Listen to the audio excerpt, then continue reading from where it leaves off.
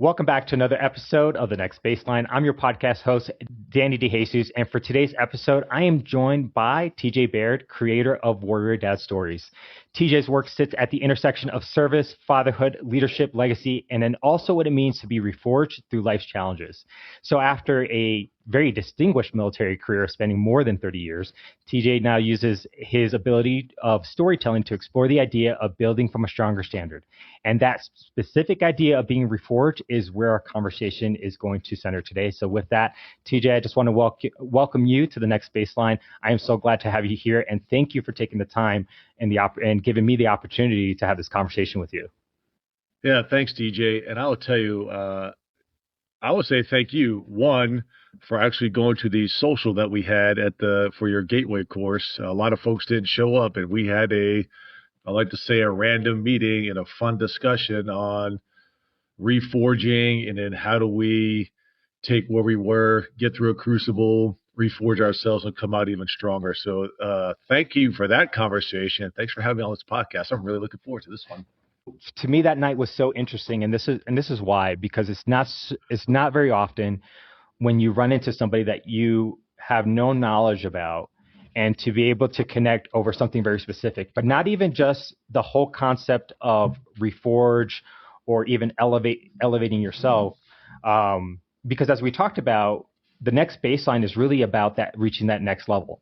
The framework that I have going from collapse to elevation is really about making yourself a little bit, better along the way. But then also the fact that you have, this brand Warrior Dad as well. And so also, as a father connecting with their daughter. So that was the other piece too, that as I got to know you and as I got to see your work, as I got to listen to you in a separate, different episode, in another podcast, those are the things that really, really stood out to me as those points of connection that I could say, wow, I need to have this guy on the next baseline to have a conversation, but really to give just a different perspective about similar concepts out to the viewership.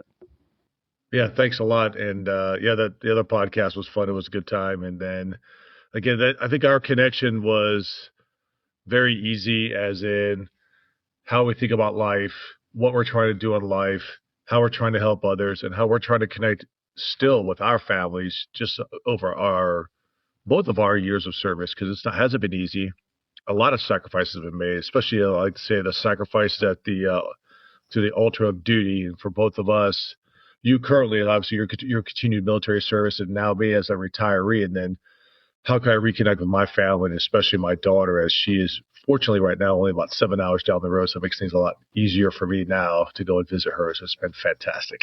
Absolutely, and I'm sure that's going to be a great time. I have my youngest who I live about 10 minutes away from her mother, and then I have my oldest who because I'm in Colorado, and my oldest primarily lives with her mother out in the Maryland area.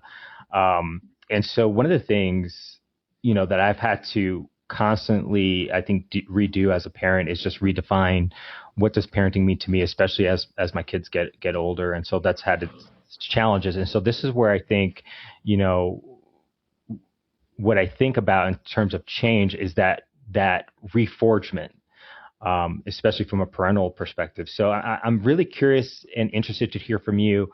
How did you come up with the idea or build on the idea of what it means to be reforged? Like what's the origin story behind it? How did you get it? How did you say, hey, this is what I want to talk about? Yeah, it's a very long story, but I'll give you the Reader's Digest version, right? Because it's a great little read there. My daughter was 6 years old, so I want to say 2012. I came down the stairs, and there she was at the bottom of the stairs. You can imagine a 6-year-old girl standing in front of her dad at the time and just say, hey, Pop, you're too scary for me. I don't want to be here anymore. I want to go home. And so she was living with us over the summertime, and she lived with my ex-wife. And I literally dropped to my knees, tears coming out of my eyes. I mean, it was a shock that that my young daughter would tell me I was too scary, because I didn't realize at the time. And that started me on my process, started me on the journey to get better, to get reforged. And it took decades. It took a long time, and it was a lot of fits and starts. And through her inspiration, my wife's inspiration, and the help of my friends and my family, I continued to seek help. Again, I would come off the bandwagon, I would get back on the bandwagon. And then last year, I spent 7 weeks at a traumatic brain injury clinic, going through a host of different things in person, or in person clinic. And then I started writing, and I started writing about my experiences, specifically at the TBI clinic at the James Haley Hospital down there in Tampa.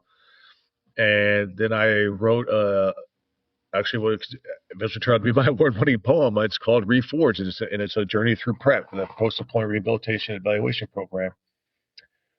And I like the idea of reforging because you're taking this bent piece of metal, a scrap of metal, this ore, whatever it is. It could be something that's coming flaming right, coming right out of the heat as something brand new, or you're taking an old piece of metal, like I would say me, throwing it back into the fire, reheating it, reshaping it, and making it honed and better along the way. So for me, that's how I started. That's how I really kind of got into the reforging and what it really means to be reforged. And then I took that into my Warrior Dad story. So I'd already written a book, or I would say I'd written a collection of poems over about a 7-8 year period, and then decided to put them together as a collection and then to make it into a story. And so again, I'm sitting in my room, I wouldn't say very similar to this, but I was in my hospital room in Tampa. I thought, oh, would it be an interesting way to connect all the dots, connect these experiences? How do I share these experiences with others? And then I wrote an article about being reforged. I talk about it a lot now about being reforged, and the reforging process continues. It's not a one and done thing. You don't have to go through a traumatic event to be reforged. But I still go through the reforging process because there's always a new you, a new me, or whatever it is, and I'll never be that same person. Frankly, I don't know if I want to be the same person anymore. But it is really nice to get through the fire and come out honed, and I would say a better person for it. Now let me ask you this, because one of the things I talk about, and you said something very, very keen here, and I want to peel the onion back on that, is being reforged is a constant process. The process of transformation is a constant process. And so, and you mentioned that you got on the bandwagon and then you got off of it, and it's just this lifelong process. So with that, my question for you is it really possible to even go back to being who you were? And what I mean by that is, if we're constantly changing, and if we're aware of reinvention, of transformation, in your case, you talk about being reforged. Is there any real way to, even if we get off the bandwagon, if you will, is there any real way to even go backwards and become the old person that we were? Is that even possible? Especially because we're always changing as people. And so, when I think about change and becoming a different person, I often think about we can never go back to who we were yesterday. That person that we were yesterday is gone. He or she is dead, for a lack of a better way of putting it. Mm-hmm. And the only thing I have is to look from today and forward. So what's your perspective on that? Yeah, that's a really good question. And my brother and I talked about this quite a bit as well. You have a core tenets of who you are as a self, as your id, as your ego, as whatever, as who I am as TJ Baird, as who you are as Danny DeJesus, right? You have that core with you. And so you have your intrinsic values, whatever you consider is for your self-worth. That's great because that is what you're taking as your starting point, your origin. And as you go through the reforging process, that's still going with you because those are the good things about you. Those are the things that make you who you are as an individual. You don't want to, I want to say you don't want to get rid of everything. Keep the core tenets that make who you are as a good person and use those to anchor you. Like for me, number one for me is smile and the world smiles. I have 4 life and leader principles. I've smiled all through my years as a kid, all up until now, but at some point along the way, I lost that smile. And so in the reforging process, I reforged myself to get that smile back, metaphorically, literally, and figuratively, to get my smile back. And then I have discipline, thought, word, and deed, be fit, mind, body, and spirit, and live life to its fullest. These are my 4 core tenets of who I am as an individual. So throughout the reforging process from then till now and into the future, those 4 things will continue with me through every step of my reforging process. To your point, and we had discussed this earlier while we were at dinner, is yes, you will not be the same person when it comes to perspectives, experiences, outlooks, goals, the destinations and the journeys, right? Because life is a journey. You're going to find destinations. You're going to get to that destination. And then you're going to choose another one. You're going to keep going. So through the journey, you're going to change. But at the end of the day, whatever your core tenets or core values intrinsically, those will stay with you. Those will also strengthen through the reforge process. And you'll shape them, and you'll have a better look at them, a different look at them, and you have a better way of explaining them to others as well. Say, hey, these for me specifically, these 4 things shaped my life when I was a young man. That's somewhere along the line they faltered. Specifically, my first one when I smiled, because I was really grumpy. Grumpy is probably the best term to say, but because I've probably a lot stronger words out there. But like I said, through that reforging process, I was able to get my smile back, which is I'm happy about it. My wife's happy about it. My family and friends are happy about it. So again, I'll wrap this up is your core tenets, your core values that make you a great person, a good person. Keep those, strengthen those through the reforging process. You chip the other stuff out of the way. You learn about them. You find a way to live with them if you can't chip them away, or as you continue to chip them away. So there are 2 different things that are happening during the process.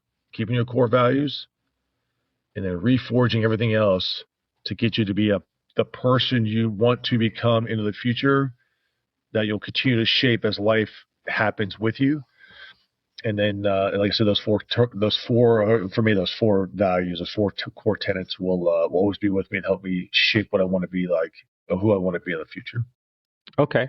Well, follow on to question to that, because you mentioned core tenets or core values, and I've heard it now several times. You talk about process. And so there's a process to reforgement, a process to transformation. So from your perspective and your experience, from the time, for example, your daughter said, "Dad, you're scary," and that decision, right? And that decision to say, "Hey, I'm going to go through this process of reforgement, this process of transformation." So what was it? So what does that process? What did that process look like from that pivotal moment for you, where you said I had to make a change, to not that you arrive per se, but to where you have the awareness to say, hey, I'm on this journey of reforge. What is that in between from the beginning to that reforge? Yeah, it was a very rocky road. So again, the day of, the time of, the second of, my daughter said, "Hey, Dad, you're too scary. I don't want to be here anymore." I was carrying a lot of armor. This armor that had encased me and that I encased myself in was to deflect everything that was happening to me at the time. But the problem with all that armor was I couldn't let it out. It was trapped, and then it cracked right there. It almost broke, but it cracked. It cracked a lot.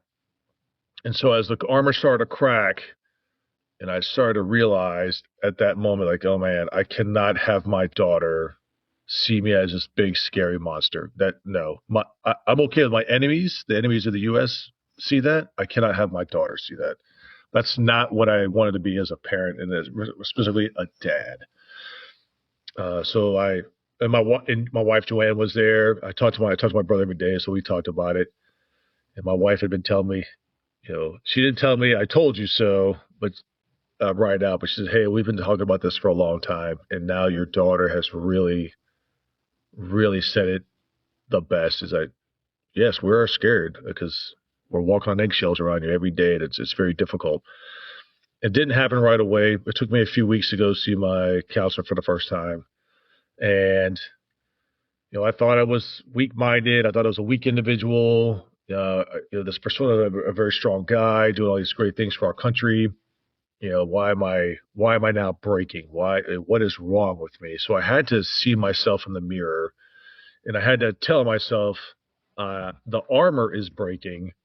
TJ Baird is not breaking. The armor that I had encased myself in, because I was a lot, and that armor is self-deception, and it broke, or it's breaking.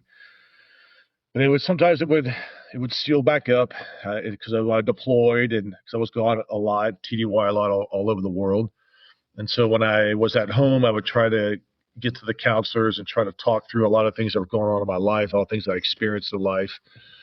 But then I'd go deploy again, the armor would get wrapped back up. It would seal itself back up. So when I left the organization, I got back out into what I consider the traditional force. And then I started really having issues sleeping, nightmares, everything else. Then I started consistently see counselors more and more, talk about it more openly. That was the big one, is how do I talk about it openly? And that came also in fits and starts in smaller groups of, like I would say, my trusted friends and families and family circle.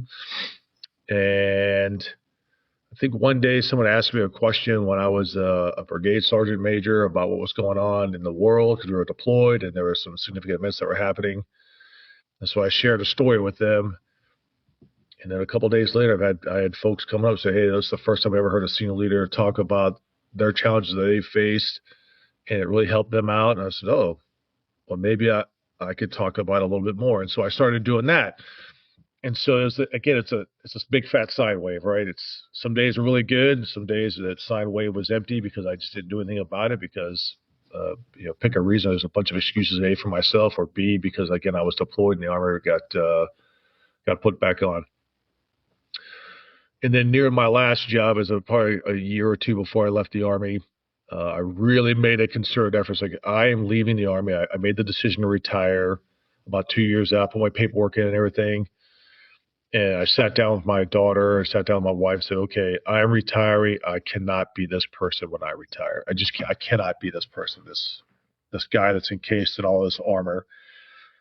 And so I reached out to some resources that had some recommendations for a lot of different resources. And I found myself, like I said, down in Tampa for a 3-week evaluation.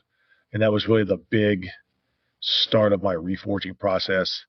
And after I retired, I spent 7 weeks down there. Again, it's all inpatient, and it's very intensive. It is not easy. It is not pretty. You just see it wasn't just me. Obviously, there were 15, 16 other folks in there going through a very similar process, and it was hard on all of us. But we were all there together. We were all there supporting each other, which was kind of nice. It's actually really nice. I still talk to a lot of my teammates. And through this decade-long process, decade-plus process, I realized that, I can remove the armor. It's okay to have some armor on you, but it just has to be, I would say, flexible armor, right? Because things happen in life. You have to get through. You do have to persevere through life. You just can't go through life and take punches all the time and not be able to stand back up. So you have a little bit of armor on you, but you got to be able to take it off and keep moving forward at some point. And so last year, once I was done, I got home and I just felt much better. And I talk about it a lot. And every time I talk about, like with you here today, with other folks in smaller circles or larger circles, whatever it is, it's a reminder for me as well. Do not stop. And we call it a process because it's a system, it's a process. For lack of a better word, you're right, it is a process to get from where we were to where we are today and where we want to go. But it's not a straight line. It's very orthogonal. It's all over the place. Okay, I'm going to go here. I'm going to go here. I'm going to do this. I'm going to do this. But each step of the way is going to help me. It's going to help you. It's going to help all of us to be better people, and frankly, to make our lives better for our friends and family. And that's what I think most people want to do. And through this process, I really learned the value of doing that. Yeah, and here's the thing, as you mentioned that, one of the things I think about is, you know, there's so many different components to life, you know, whether we have our careers, we have our relationships, right? We have our social lives. And the fact of the matter is, you know, we could be doing really, really well. We could be really thriving, for example, in our careers, especially I think as folks in the military, I think we're really good at that. But a lot of us too, especially, you know, if you go back to Operation Enduring Freedom, Operation Iraqi Freedom, some of the contingencies that's happened since then, out a lot of it out in the Middle East. You know, I think a lot of us as military members show up really, really well, you know, at the job. But the family, for example, is what's a lot of times starts to deteriorate or starts to take, starts to be put off to the side just a little bit.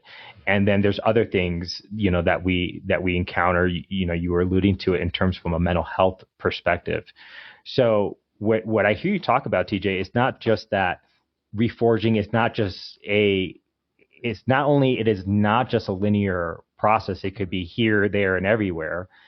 But also, reforge becoming reforged is not just a one part of life type of thing. It could be you need to reforge maybe in your career, maybe in how you show up as a parent, perhaps how you show up as a husband, perhaps how you show up in your day-to-day relationships, or just show up also in society as well. You know, you also pretty much talk about giving it a voice, being able to talk about it. And I think there's power to that. And I don't think, because holding things in is almost like keeping the poison in it, for a lack of a better way of putting it. But the moment you give it a name, the moment you give it a voice, I almost feel like you can then do something with it. What are your thoughts on all of that? I fully agree. And when you talk about the process and everything going, there is a line, right? So you have this line. It is going forward, right? That's time. I say that line is time. That's all. That's the time you have and the energy you have, and it's your ability within that time, wherever you are within that timeline, to reforge yourself. So it's like you said, you're going to bounce around that time, all around the scale, but that linear line is time and the effort we put into making ourselves better. And then when it comes to getting the word out, that has been difficult. That's difficult for a lot of people because it's your life that's out there. You know, these are your experiences that, and we like to use the word vulnerable, and we can use it, and that's fine.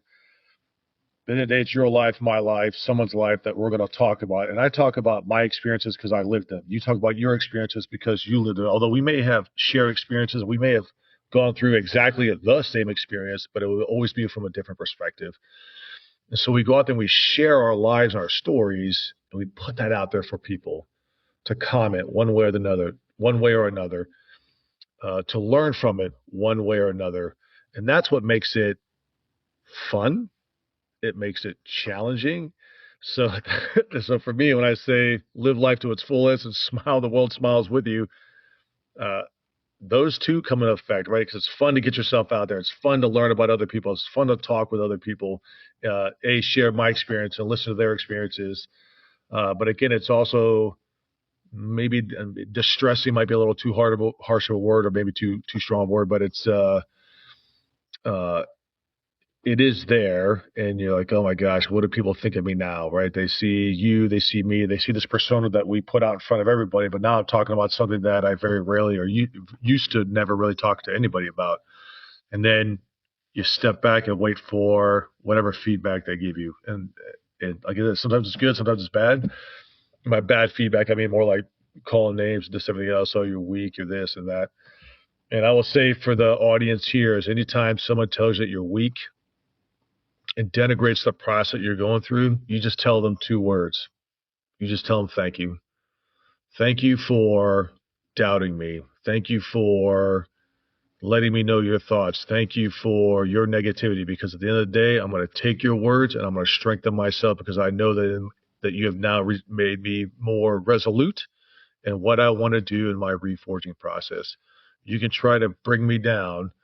You can try all these things that cut me off at the knees, but I'm going to continue to stand back up. I'm going to continue through this process of reforging, regardless of what you say.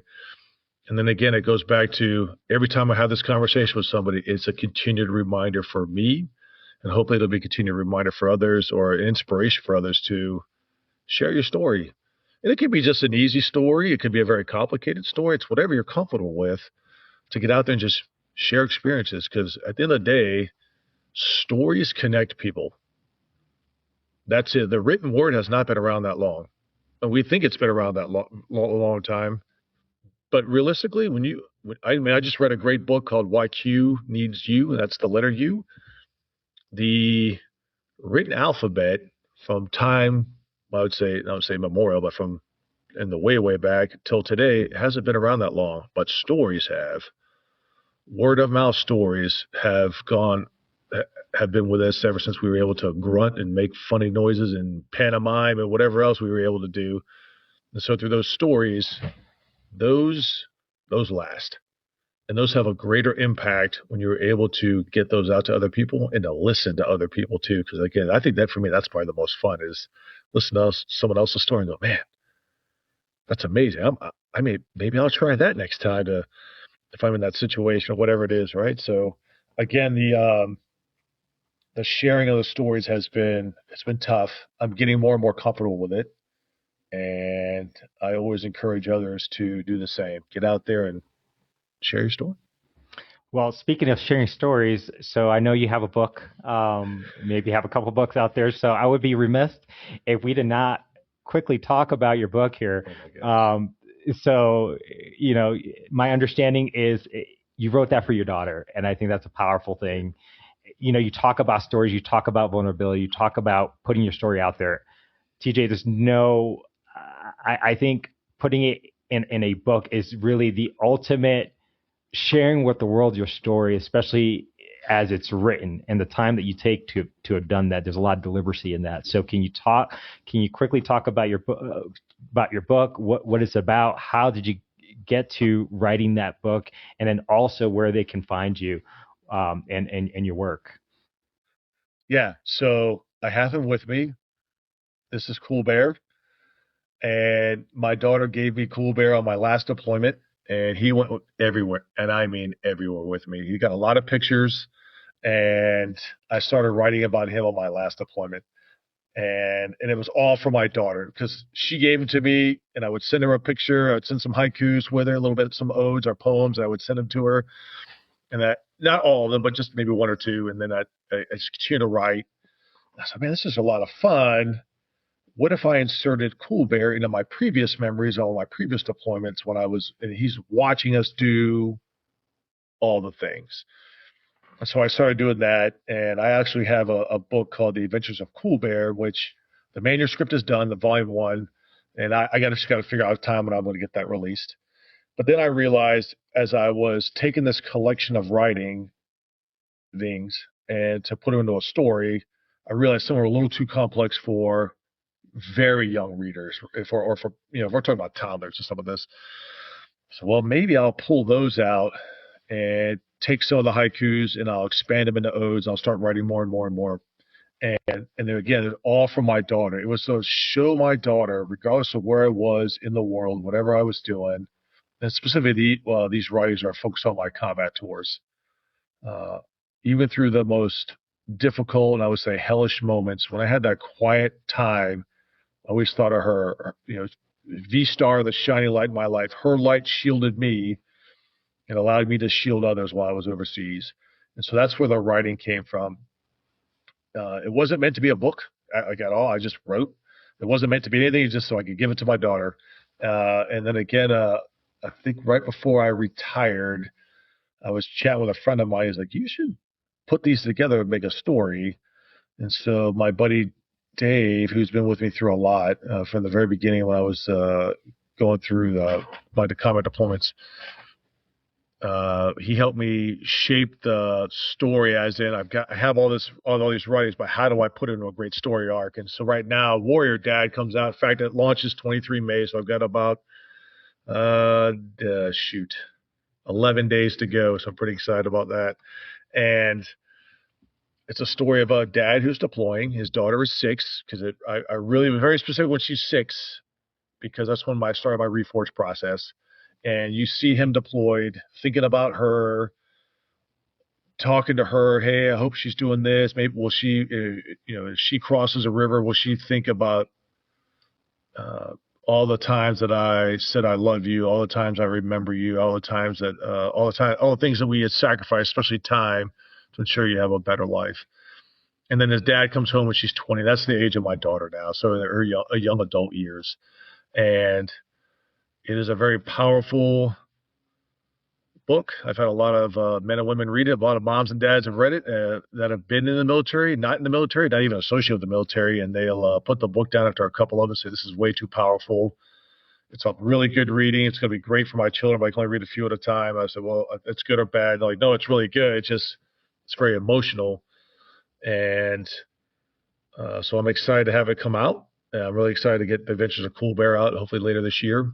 And for you and for everyone else, you can definitely hit me up at warriordadstories.com. And on there, you'll see all everything for my pre-launch for the book and everything. And then on the Creative Forge, I have my award-winning poem and plus a video of all the haikus I made while I was down in prep, which was a lot of fun because those men and women down there, they took broken toys, right? A bunch of people that I don't know. We had to say, hey, we're the land of misfit toys. It was really the land of broken toys. And they put us back together, wound us back up, and push us out the door like fledgling birds. And here you go, time to fly on your own now. And it's been really good. So I wrote something for them because they were just an amazing group of men and women who spent an extraordinary amount of time on I would say a small amount of people as they go through each cycle. But what they do is very impactful, and I cannot thank them enough for the men and women at James Haley Hospital, specifically the prep team and everybody who supports them. They're just amazing. So yeah, for you all, thank you very much for helping the million men and women like us who go through there and help us through our reforging process. So that's kind of my Warrior Dad book, where you can find me at warriordadstories.com. And then again, a huge shout out to the team there for allowing this journey to not only start, but to continue through my life as well. Yeah, and I'll make sure that link is definitely in the description and links to where your social media and where you can be found, so that folks can directly connect with you and connect with your work. So TJ, just some parting words here. So if you can summarize everything,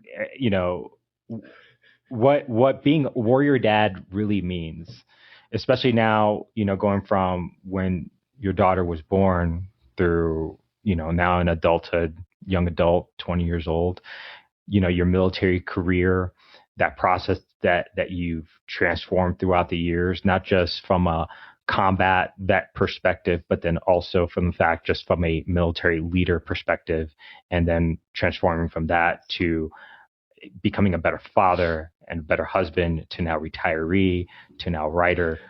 There's a lot of change that has happened over here over the last 30 years. All right. So what can you give to the listeners? If there's anything that they can take away from this episode and from hearing your story, what would it be? Sure. Be present. Be there. Be your kid's greatest cheerleader, your significant other's greatest cheerleader. And really, it's all about presence. When you're at home, be at home. Put the phone away. Put whatever it is away. If you're out watching your kids' game, if you're out supporting them, whatever they're doing, focus on them. Let them be the focus and just cheer them on. Don't coach them unless you are the coach for what, that's fantastic. But if you're in the audience doing whatever it is, just enjoy the moment with your family. Because that's I missed a lot of that because I was gone so much. But the presence piece is huge, and when they feel it, you'll feel it, and it's just it's very uplifting. And it can be very difficult, and there are a lot of distractions in all of our lives. But at the end of the day, you only get one chance at life. And you get one chance at really establishing yourself. And for me specifically, as a dad and a father, as a trophy husband, as my wife likes to say, and as a good person. So we've got these chances, and we just got to make the most of it. So again, for you, my friend, it is all about presence and being there for those that you love and those that love you. Well, there you have it, everyone. So this is TJ Baird again with Warrior Dad Stories. So the links will be in the description below, along with his links to his social media. So with that, we learned a lot today about the process of reforged, what it means to transform throughout your life, and that also, your life doesn't just stop just because you had some things happen, but it actually keeps going. And the most important thing that we could do is be in the present moment and be the best person that we can be. And then if you're a parent, for all those parents that are out there, continue to be present with your children. It's going to be challenges, but just be there, be there, be that man, be that woman, be that parent, be there for your family, regardless whether you're you have the nuclear household going, or if you're a single parent. Along the way, everything TJ just talked about today is very much applicable. So with that, TJ, any parting words before we conclude? I just want to say thanks a lot, DJ. Thanks for sitting down and chatting with me, not only today, but at the dinner. It was amazing just listening to your story as well. So keep getting the word out. I think that's your platform here is fantastic. And if there's anything I can do to help spread your word, your podcast, please let me know. I will gladly do it, because what you are doing is not only reforging yourself, you're also helping others, and I really do appreciate that. So, and then when I get to Colorado, because I will be passing through, I will let you know so we can go out and have some dinner, chill out for a little bit, do whatever we got to do. But I'm looking forward to coming out to visit you out in California at some. Oh, it's good Lord, Colorado at some point. Oh man, no, that would be great. So I would definitely look forward to that. So I'm sure I'm assuming, and assuming is a real bad term, but I'm assuming you may have been stationed at Fort Carson, or maybe not. But I'm assuming you have been through Colorado at the very least, considering your world travels. Oh yeah, I've visited out there. Never been stationed out there. It's a beautiful place. I have been to Fort Carson a time or two. I have passed through there just on vacation, and it's really not that far down the road. I mean, it's a quick, easy drive for me because I'm retired. I got all the time in the world now. It's fantastic. Yeah, it's like the retired life is great. Yeah, it's like an 8-hour. I think it's like an 8-hour drive. Perfect. One way from Omaha out here. So absolutely. So now that I'm retired, that's a 2-day trip. Hey, sometimes the best trips are the ones that you're just taking your time and you're just enjoying and being present in the moment. So that makes that time definitely memorable and worthwhile. So with that, hey TJ, again, thanks for tuning in to the viewership. Hey, thanks for tuning in to another episode of The Next Baseline. I look forward to connecting with you in a future episode. Until next time.